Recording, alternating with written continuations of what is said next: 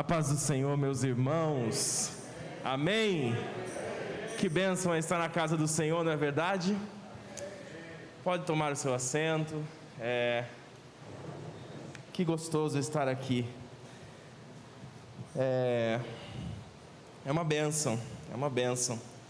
De verdade, eu me alegro muito estar aqui essa noite com os irmãos. Como o pastor Paulo, quando nós chegamos, falava ali conosco, né? Alguns irmãos estão acometidos de uma gripe, de um resfriado, e a indicação é que fiquem em casa. Com certeza nós gostaríamos de ver isso daqui cheio, né? Mas não é porque não está cheio que não pode se encher da presença do Espírito aqui, não é verdade? Que nós possamos nessa noite ter um encontro, assim como nós já estamos tendo, porque Deus já está falando. Amém? Então, eu gostaria de convidar os irmãos a abrir as vossas Bíblias, o Evangelho de João, João 4, João capítulo 4. Enquanto os irmãos procuram aí, eu gostaria de agradecer a Deus pela oportunidade de nós estarmos aqui nessa noite, agradecer a liderança da igreja, né? O pastor Paulo e a irmã Creuza sempre nos recebem com tanto carinho. Pastor Ricardo, pela oportunidade aqui na ministração. Também não posso deixar de agradecer ao meu grande amigo Rafa, a Gabes, a sua esposa, por estarem cuidando da gente desde quando a gente chegou, nos ajudando em tudo aqui, e todo mundo que de alguma maneira dá o suporte para que nós possamos estar aqui. Essa é a minha segunda vez aqui, né? Da outra vez eu vi, mas eu não pude participar, a gente acabou indo embora antes de ter o culto, de fato, né? Mas eu estava incompleto, né? Dessa vez a minha outra metade veio comigo, a minha esposa Isa, e nós estivemos esse final de semana ali na escola de guerreiros, né? Um acampamento, um retiro que teve, e meus irmãos, foi uma bênção. Foi uma bênção, tivemos encontro com Deus ali, e eu tenho certeza que muitas vidas saíram dali transformadas e mais preparadas ainda a servir, e mais dispostas ainda a entregar a sua vida em prol do reino. Amém? Isso é uma bênção, não é verdade? Então eu agradeço a Deus mais uma vez, e nessa noite a palavra que o Senhor colocou no meu coração para compartilhar, meus irmãos, ela é uma palavra que ela veio de encontro a mim, como um chamado de atenção à igreja. Ela veio de encontro ao meu coração como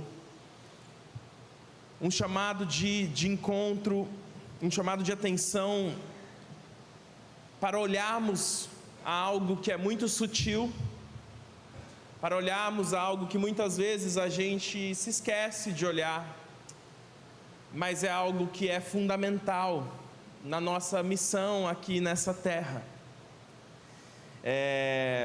Então eu gostaria de ler aqui, talvez essa leitura inicial ela pode parecer um pouco longa, mas aqui eu quero dar todo o panorama aqui para depois a gente poder discorrer sobre. Então, no Evangelho de João capítulo 4, nós encontramos uma história muito conhecida, que é a história que relata o encontro de Jesus com a mulher samaritana. E diz assim a palavra: E quando o Senhor veio saber que os fariseus tinham ouvido que Jesus fazia e batizava mais discípulos do que João, ainda que Jesus mesmo não batizava, mas os seus discípulos, deixou a Judeia e foi outra vez para Galileia. Versículo 4: E era-lhe necessário passar por Samaria. Foi, pois, a uma cidade de Samaria chamada Sicar, junto de Herdade, que Jacó tinha dado ao seu filho José. E estava ali a fonte de Jacó. Jesus, pois, cansado do caminho, assentou-se assim junto da fonte, e era isso quase a hora sexta. Veio uma mulher de Samaria tirar água, e então disse-lhe Jesus: Dá-me de beber, porque os seus discípulos tinham ido à cidade para comprar comida. Disse-lhe, pois, a mulher samaritana: Como, sendo tu judeu, me pedes de beber a mim, que sou mulher samaritana? Porque os judeus não se comunicavam com os samaritanos. E Jesus respondeu e disse-lhe: Se tu conheceras o dom de Deus e quem é o que te diz, dá-me de beber, tu lhe pedirias, e então te daria água viva. Disse-lhe a mulher: Senhor, tu não tens com o que tirar, o poço é fundo, onde pois tem a água viva? És tu maior do que Jacó, o nosso pai, que nos deu o poço, bebendo ele próprio dele, e os seus filhos e o seu gado? Jesus respondeu-lhe e disse-lhe: qualquer que beber dessa água tornará a ter sede, mas aquele que beber da água que eu lhe der nunca terá sede, porque a água que eu lhe der se fará nele uma fonte de água a jorrar para a vida eterna. Disse-lhe a mulher: Senhor, dá-me dessa água para que não tenha mais sede, não venha aqui tirá-la. Disse então Jesus: vai, chama o teu marido e vem cá. A mulher respondeu e disse: não tenho marido. Jesus então disse: disseste bem, não tem marido, porque tiveste 5 maridos, e agora o que tens não é teu marido. Isso disseste com verdade. Disse a mulher: Senhor, vejo que és profeta. Nossos pais adoraram neste monte, e vós dizeis que é em Jerusalém o lugar onde se deve adorar. Disse-lhe Jesus: mulher, crê que a hora vem que neste monte, nem em Jerusalém adorareis o Pai. Vós adorais o que não sabeis, nós adoramos o que sabemos, porque a salvação vem dos judeus. Mas a hora vem, e agora é, em que os verdadeiros adoradores adorarão o Pai em espírito e em verdade, porque o Pai procura a tais que assim o adorem. Deus é espírito, e importa que os que o adoram, adorem em espírito e em verdade. A mulher então respondeu: eu sei que o Messias, que se chama o Cristo, vem, e quando ele vier anunciará tudo. Jesus disse: eu o sou, eu que falo contigo. E nisso vieram os seus discípulos, os discípulos que tinham saído para comprar comida voltaram, e maravilharam-se de que estivesse falando com uma mulher. Todavia nenhum deles lhe disse: que perguntas, ou por que fala com elas? Deixou, pois, a mulher o seu cântaro, e foi à cidade e disse àqueles homens: vinde e vede, um homem me disse tudo quanto tenho feito, porventura não era ele o Cristo? Saíram, pois, da cidade e foram ter com ele. E entretanto seus discípulos lhe rogaram dizendo: Rabi, mestre, come. Porém ele lhes disse: uma comida tenho para comer que vós não conheceis. Então os discípulos diziam uns aos outros: trouxe-lhe porventura alguém de comer?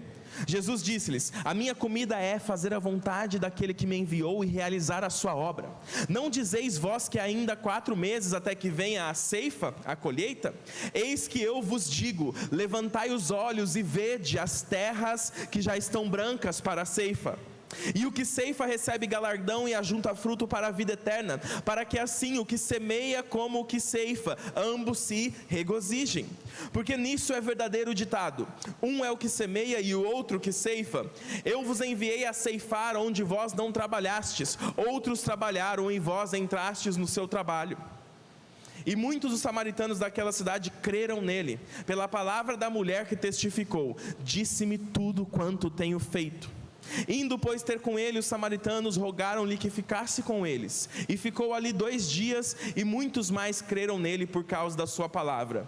E diziam à mulher: já não é pelo que dissestes a nós que cremos, porque nós mesmos o temos ouvido, e sabemos que este verdadeiramente é o Cristo, o Salvador do mundo. Amém? Meus irmãos, é uma leitura um pouco extensa, mas ela se fazia necessária pelo fato de que o que Deus colocou em meu coração para compartilhar nessa noite, para que nós refletíssemos sobre, ele tem a ver com todo esse contexto aqui. E foi muito interessante porque já ao longo do culto, a irmã Keila, se eu não estou enganado o nome dela, né, que compartilhou aqui, depois o irmão Vini, a irmã Marina, eles compartilharam sobre, digamos assim, né, se a gente for resumir, né, sobre as preocupações que esses dias que nós estamos vivendo, eles têm trazidos, na verdade. A irmã Keila especificamente falou dessa questão do Covid, do resfriado, da gripe, que a gente fica a todo momento, né, às vezes a pessoa dá um espirro, né, e a gente, meu Deus do céu, já fica aquela coisa, uma coisa que antes era tão normal, não é verdade? Antes espirrar era uma coisa, espirrou, lógico, né? Não espirra na cara de ninguém, mas põe a mão na boca assim. Mas colocar a mão na boca, é tranquilo. Hoje espirra, parece que espirrou, né? Tipo, a gente fica com aquele medo, né? E é uma coisa assim, até meio estranha, mas a gente fica preocupado. A gente estava lá na escola de guerreiros e tossia, daí um já dava assim pro lado, né? Pô, tossiu ali, fica esperto, hein? Aí o outro espirrava, aí você sai pro outro lado e volta. Será que eu fico no que tosse ou no que espirra, né? Mas enfim, são coisas simples, mas que somada a esse momento que nós estamos vivendo, só intensificam e trazem para a nossa vida talvez um fardo que é mais pesado do que a gente consegue carregar. E eu não digo um fardo espiritual, não, de fato somente, eu digo algo emocional, algo psicológico, enfim. E como compartilhado, nós estamos vivendo esse momento agora. E quando eu olhei para esse texto, a palavra de Deus que veio ao meu coração, ela foi bem clara. E a gente precisa entender algumas coisas desse texto, um contexto no qual essa história se desenvolve. Jesus, ele já está ali desenvolvendo o seu ministério. Jesus, ele já havia chamado os seus discípulos, ele já havia escolhido as pessoas, né? A maioria das pessoas com quem caminhariam com ele durante os anos que ele estaria ministrando aqui na terra, proclamando a mensagem de salvação, a mensagem de boas novas. E nesse momento ele percebe que os fariseus já estão crescendo os olhos, já começam a olhar de uma maneira meio assim, como uma oposição contra Jesus. Porque a mensagem de Jesus, ela não era uma mensagem que fazia massagem nas pessoas, digamos assim. Ela não era uma mensagem que pegava as pessoas assim e fazia, ai, tadinho de você. Não, a mensagem de Jesus era uma mensagem confrontadora. Ela era uma mensagem que dava esperança? Com certeza, a gente leu aqui. Se ele veste os lírios do campo, se ele cuida dos pássaros que voam e que não ajuntam, ele vai quanto mais cuidar de nós. Que esperança! Mas essa mesma mensagem que diz isso, ela diz, né, como nós cantamos aqui, toma a tua cruz, negue-se a si mesmo e siga-me. Então, por ter essa mensagem confrontadora, ao mesmo tempo que era uma mensagem de esperança, era uma mensagem de um novo reino, era uma mensagem que enchia o coração das pessoas de alegria, os fariseus, os religiosos, eles se sentiram ofendidos por N coisas. Foram mais do que uma. Não foi apenas um dia que Jesus foi lá e curou no sábado que eles se ofenderam. Não, foi por outras e outras e outras coisas faladas. E Jesus percebe isso estando ali, e ele decide sair da Judeia, e ele decide ir em direção a Galileia. E ele fala, vamos lá, fala para os discípulos, vamos em direção a Galileia. Só que no versículo 4 nós encontramos algo que deixa muito claro, né, o que havia no coração de Jesus. O versículo 4 diz que e era-lhe necessário passar por Samaria. E isso daqui diz algo muito bom. Por quê? Samaria era um local evitado pelos judeus, meus irmãos. Samaria era tido pelos judeus como um território impuro. Os judeus olhavam aquela região como uma região impura, uma região da qual eles deveriam se manter afastados. Os judeus olhavam para as pessoas, né, que moravam naquela região, que são chamadas de samaritanos, como pessoas impuras, como pessoas indignas de receber a mensagem, como pessoas indignas de cumprir aquilo que Deus descreve nos seus mandamentos, até porque eles consideravam que eles não cumpriam. Mas Jesus está ali com seus discípulos e ele fala, o seguinte, nós vamos para Galileia, mas é necessário passar por Samaria. E olha que interessante, os judeus que viviam, a maioria daqueles praticantes ali na região da Judéia naquela época, O que acontece? Quando eles tinham que se mover perante essas regiões, embora ir por Samaria fosse um caminho mais curto, hoje aproximadamente 20 quilômetros a menos, eles optavam a ir pelo outro caminho, que era mais longo para chegar na Galileia. E eles optavam por esse caminho, que às vezes eram uns 20 quilômetros a mais. Era um caminho beirando ali, o fluxo do Vale do Rio Jordão. Eles andavam 20 quilômetros a mais só para não ter que passar por Samaria. Dá para entender? Eu não sei aqui, eu não conheço muito bem a região, mas talvez tenha alguns caminhos que os irmãos façam. E o Rafa falou para mim assim, Ti, se você for andar de carro aqui, usa só o Google Maps, não põe o Waze, porque o Waze vai cortando alguns caminhos e de repente você pode entrar aí numa Samaria aqui, né? Falando assim, né? Sei lá, né? Aí eu falei, não, tá bom, né? A sorte já estava com o Google Maps aqui, né? E graças a Deus estamos aqui, tá tudo bem, meus irmãos. Já aconteceu isso com os irmãos? Às vezes, vou nesse daqui que é um pouquinho mais longo, mas vou chegar, né, na Galileia, né? Para evitar a Samaria. E nesse dia Jesus vira para os seus discípulos e fala, a gente vai passar por Samaria. A Bíblia não fala que os discípulos falam, não, como assim, Senhor? Vai passar lá, né? Não pode, lá é impuro. Os discípulos só. É o mestre, eles foram. Os judeus, quando faziam caravanas, eles evitavam, como eu falei aqui, né? E essa divisão entre o povo judeu e o povo samaritano, e aqui que eu gostaria já de pegar uma informação interessante, ela é uma divisão que ela tinha um cunho histórico, religioso e até mesmo político. Histórico por quê? Porque a Samaria foi a região que, quando o povo de Israel ele foi separado em dois reinos, o reino do norte e o reino do sul, a Samaria se tornou a capital do reino do norte. E a Judéia, com Jerusalém, ficou como a capital do reino do sul. E o reino do norte, meus irmãos, e esse é o aspecto histórico, então Samaria é visto nessa divisão como, digamos assim, um reino traidor, mesmo sendo o próprio povo de Deus.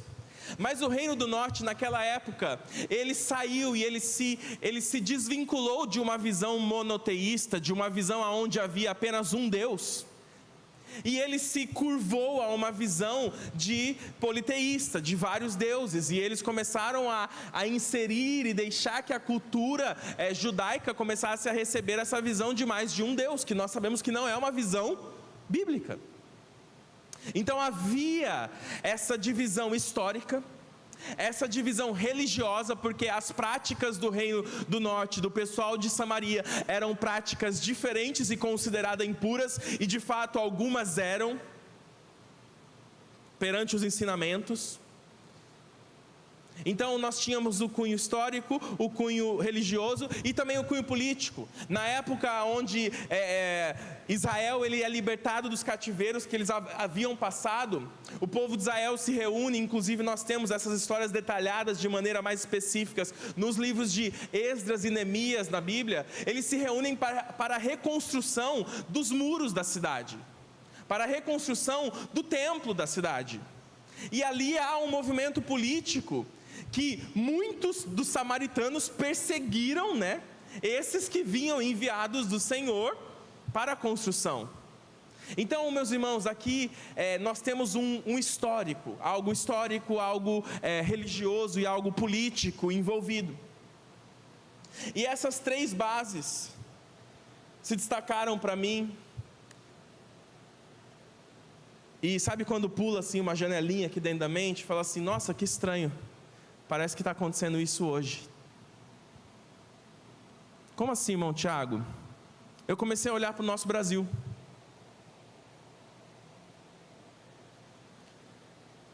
Eu comecei a olhar para a situação da nossa nação. Eu não vou me estender para o globo, né? Porque se a gente for pegar, tem situações parecidas assim, talvez no mundo inteiro atualmente, até porque nós sabemos que é chegada a hora. Maranata. Ora vem, Senhor Jesus. Mas eu comecei a olhar para o nosso Brasil e eu comecei a olhar como andam as relações. O Espírito Santo começou a me incomodar e ele começou a me fazer pensar se a maneira como nós, como cristãos, estamos lidando com as outras, digamos assim, frentes, os outros modelos de pensamento, os outros grupos, ela não talvez está parecida como os judeus lidavam com os samaritanos nessa época. E essa divisão, muitas vezes a religiosidade existente, meus irmãos, e eu falei essa palavra, eu sinto, mas essa palavra, ela é uma palavra chamada de atenção que veio ao meu coração, e eu só estou aqui nessa noite para compartilhar com os irmãos. Essa divisão, muitas vezes, a religiosidade põe um pano nela como algo bonito. Está separado, o joio está separado do trigo. Mas Jesus, ele não é a favor dessa divisão, porque por meio de Jesus a salvação, ela veio para ter acesso a todos os povos da terra. E Jesus, ele está aqui nessa noite nos dizendo: é necessário passar por Samaria. Eu fico olhando a maneira como, e aqui eu não falo só dos cristãos, mas eu fico olhando a maneira como as pessoas têm se relacionado e como as pessoas têm dialogado ultimamente. Eu fico olhando a maneira como as pessoas que pensam diferentes uma da outra, elas conversam. E é triste porque no nosso país, as conversas atualmente, quando as pessoas têm os pensamentos diferentes, a maioria delas, elas são conversas de ataques. São conversas de acusação, de exposição, e falta muitas das vezes amor nas palavras. E eu comecei a refletir e o Espírito Santo falou assim: Tiago, a igreja precisa entender de uma vez por todas que nós estamos para refletir Cristo nessa terra. E aquilo começou a me incomodar, porque eu comecei a lembrar de algumas experiências, eu comecei a lembrar de algumas publicações que às vezes enquanto eu estou mexendo no meu celular eu vejo pessoas postando. Eu comecei a lembrar de algumas imagens que às vezes eu recebo no meu WhatsApp, no meu Facebook, no meu Instagram. Às vezes algumas dessas mensagens de cristãos atacando de maneira assim rude outras pessoas apenas pelo fato delas pensarem diferente. E meus irmãos, eu tenho todo cuidado aqui, eu não estou falando que nós não devemos olhar o que a Bíblia diz e seguir, não. Nós temos sim que estar pautados e baseados na doutrina bíblica. Eu não estou falando aqui que nós temos que aceitar aquilo que nos é imposto, não. Eu não estou falando que como cristãos nós não devemos nos posicionar e falar do que nós pensamos, não é nada disso. Eu estou falando, e o Espírito Santo fala aos nossos corações nessa noite, como nós temos feito isso. E essa história, ela me fez refletir muito sobre isso, e eu queria passar rapidamente sobre 2 pontos que eu encontrei nessa história, e os resultados desses pontos, o resultado desse ponto. O primeiro ponto, se nós voltarmos lá para o versículo 7, nós vemos que Jesus, ele buscou o diálogo. Nós vemos que Jesus, ele para ali no poço. Meus irmãos, pensa, Jesus falou, é necessário passar por Samaria. Ele chega no poço e ele nem vai à cidade. Ele para de propósito no poço. E ele fica no poço e fala assim para os discípulos: vão lá na cidade, vão lá comprar o feijão preto lá para a gente fazer uma feijoada, né? Vai lá comprar a nossa alimentação, o nosso pão. E ele fica de propósito.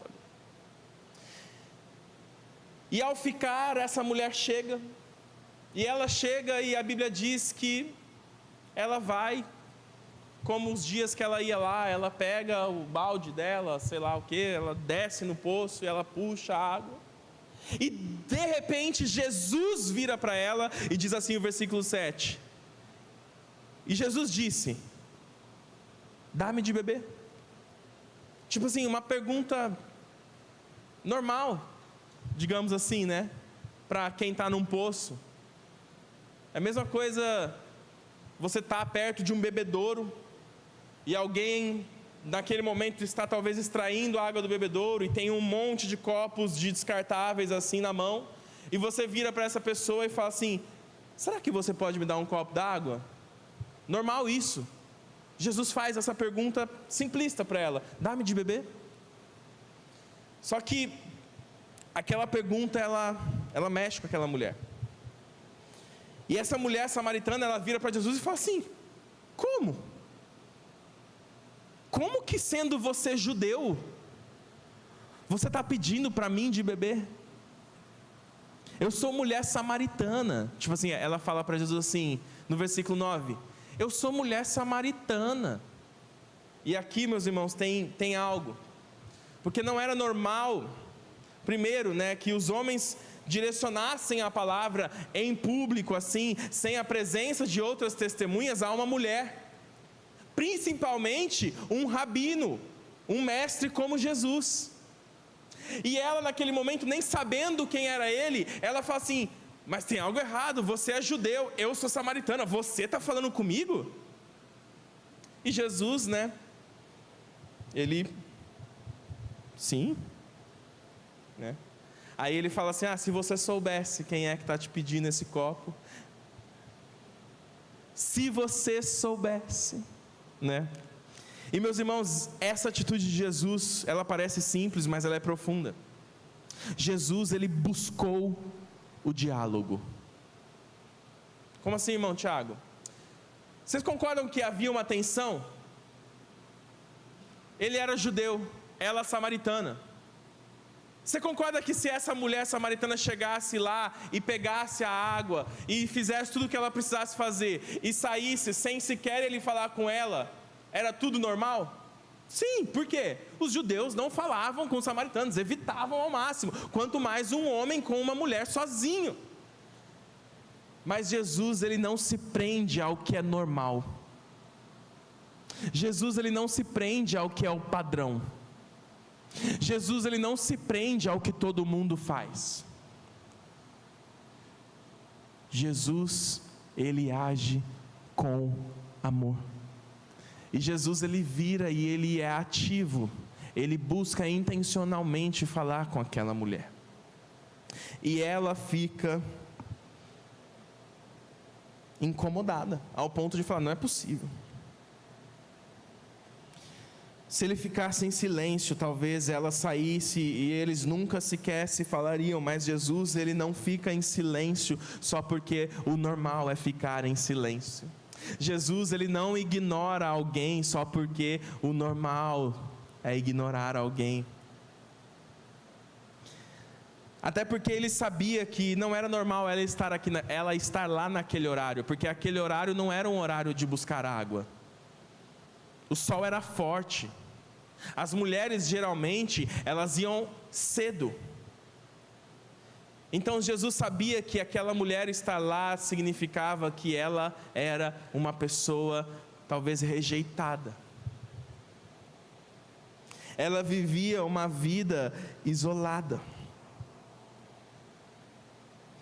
E essa ação de Jesus, ela quebrou uma barreira invisível que existia entre eles. Guarde isso na sua mente. Jesus, ele busca o diálogo. Jesus, ele busca a conversa. Jesus, ele busca isso intencionalmente. Segundo ponto, Jesus envolveu-se com a história daquela mulher. No versículo 16 ao 19 diz que Jesus vira para ela e fala: vai lá, chama seu marido. E aí diz que, né, ela respondeu: mas Senhor, eu não tenho marido. E aí Jesus ele fala, na verdade você falou a verdade, né? Você não tem realmente, porque você teve 5. E o que você está, inclusive, não é o seu. E a mulher, depois disso, ela diz, vejo que és profeta. Jesus revela algo sobre a história dela. Jesus, ele era uma pessoa que envolvia-se com as histórias das outras pessoas.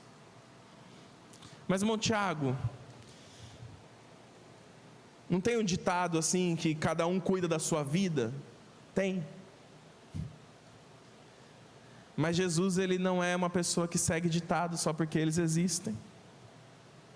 Jesus, ele não é uma pessoa que não fala com o samaritano só porque os outros judeus não falavam.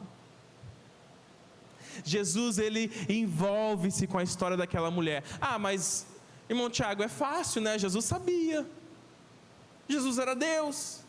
Tanto que ele chegou para ela e falou assim, vai lá e traz teu marido. Ele já falou isso daí para provocar nela, né? Um negócio assim, porque ele sabia. Ele tinha tido uma revelação. Sim, talvez nesse ponto eu possa concordar com você que, nossa, é verdade, Jesus, né, saiu um pouquinho à frente. Mas é tão simples saber da história de alguém? É só você perguntar.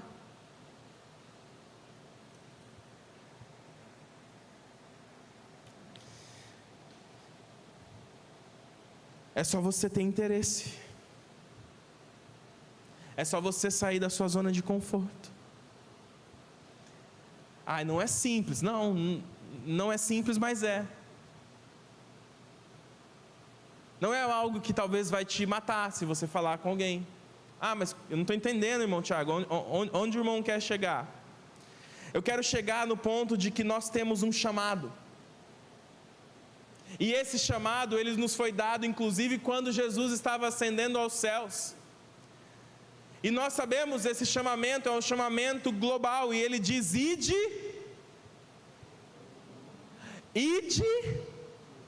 por todo mundo. Ide por todo mundo. E pregai o Evangelho. E compartilhe a minha palavra.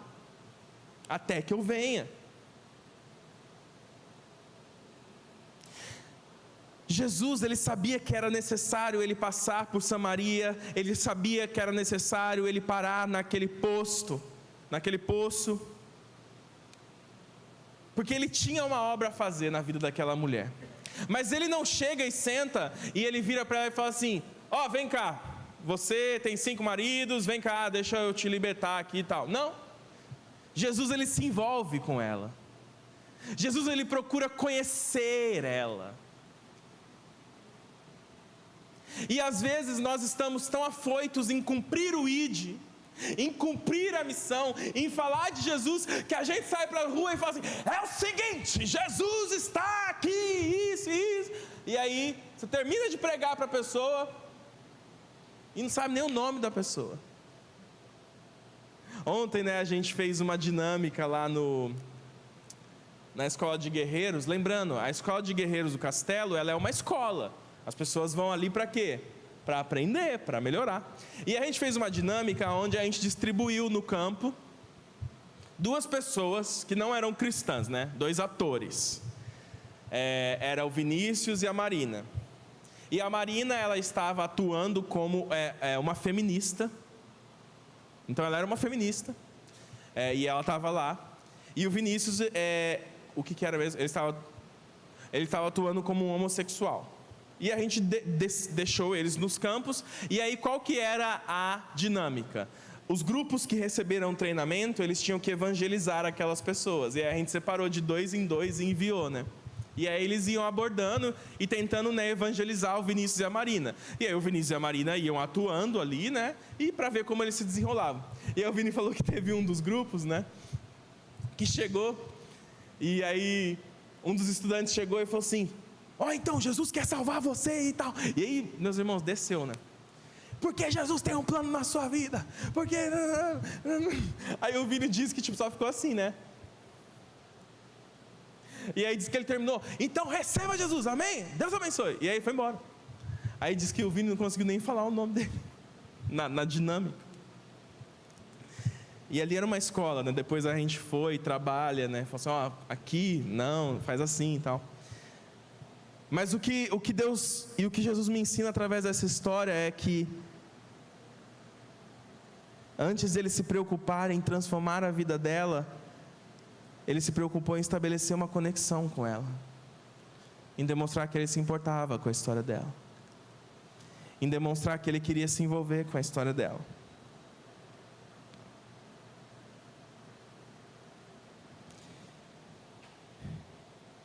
E essas duas atitudes de Jesus, de buscar o diálogo e de se envolver com a história daquela mulher, gerou um fruto. E esse fruto contaminou uma cidade. Nos últimos versículos que eu li, diz assim, muitos samaritanos, a partir do 39, né, diz assim, muitos samaritanos daquela cidade creram nele. Sabe por quê? É em virtude do testemunho daquela mulher, que anunciou, ele me disse tudo quanto eu tenho feito. Vindo, pois, os samaritanos ter com Jesus, pediam-lhe que permanecesse com eles. A cidade veio para falar com Jesus e falou, por favor, fica conosco. E ele ficou ali 2 dias. E muitos outros creram nele por causa da sua palavra. E as pessoas que criam nele, elas vinham até a mulher, no versículo 40, 41 e 42, e diziam assim, já agora,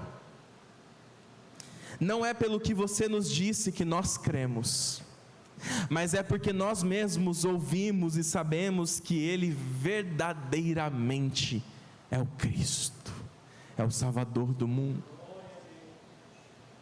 O resultado de uma conversa simples transformou a realidade de uma cidade inteira.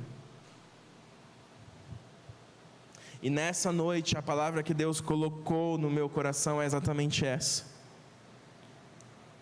Como estão sendo os nossos diálogos?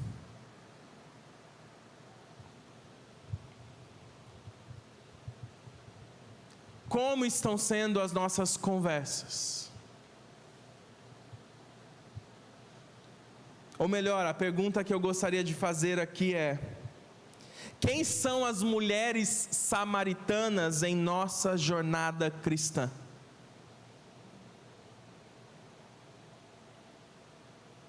Quem são aquelas pessoas no nosso dia a dia que estão intituladas e que estão colocadas pela nossa cultura como, essa daí você pode ignorar. Não, com esse tipo de gente aí você não precisa falar. Não, essa pessoa aí ela tem um pensamento político diferente do seu. Ele vota na pessoa que é contrária ao que você vota. Então sabe o que você faz com ele? Você exclui ele da tua vida. Se precisar brigar online com ele, você briga. Porque esse, infelizmente, é o pensamento que está se tornando normal hoje em dia. Mas Jesus, Ele vem e nos mostra que não é esse o caminho. E aí o Deus ficou batendo no meu coração com essa pergunta: Tiago, quem são os samaritanos do seu caminho?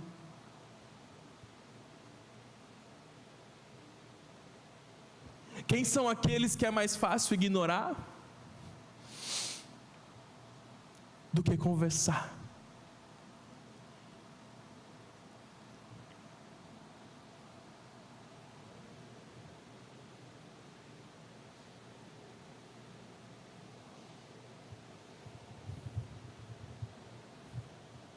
E para concluir, em Atos capítulo 1, versículo 8, Jesus ele diz: mas recebereis poder ao descer sobre vós o Espírito Santo, e serei-me testemunha tanto em Jerusalém, como em toda a Judéia e Samaria, até os confins da terra.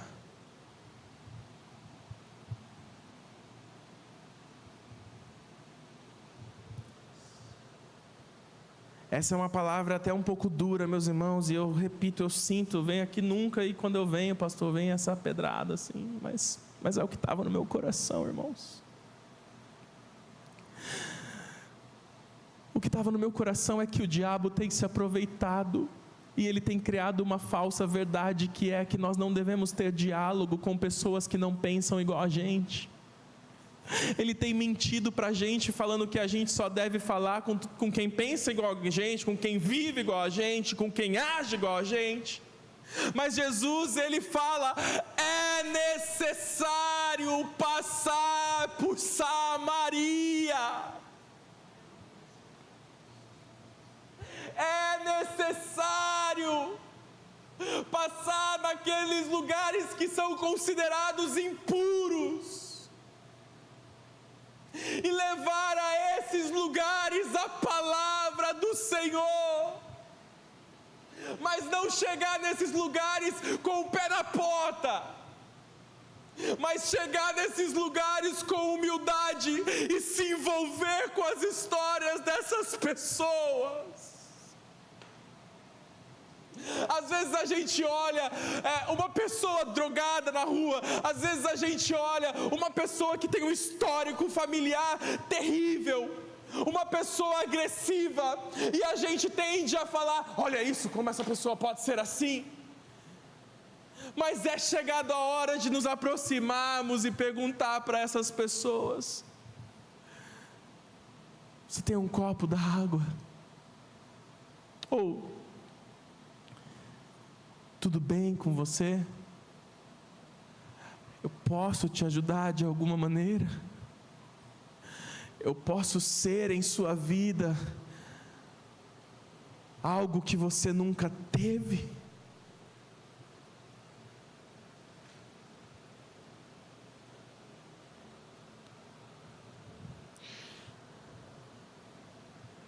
Ó Senhor, tem misericórdia de nós, porque nesses últimos dias, Deus, nós sabemos que a batalha, ela será cada vez mais árdua.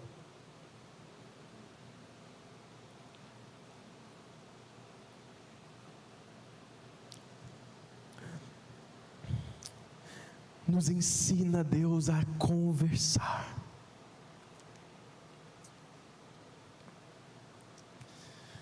Nos ensina a sermos testemunhas.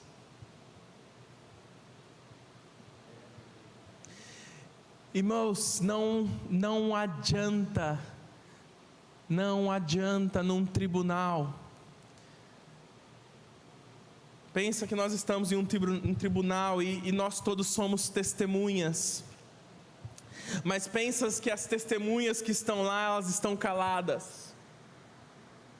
E o mundo vive essa realidade. O mundo, ele no tribunal, ele é aquelas pessoas que estão sentadas e eles precisam decidir para qual lado eles vão. E nós, como testemunhas, se nós não abrirmos a nossa boca, se nós não dialogarmos, se nós não conversarmos, o mundo não saberá o que Cristo é e o que Cristo fez por eles. Então, que em nome de Jesus nós possamos passar pelas Samarias em nossas vidas, que nós possamos parar pelos samaritanos em nossas vidas e nos envolver com as histórias deles, ao ponto deles terem um encontro genuíno com Cristo, em nome de Jesus. Amém.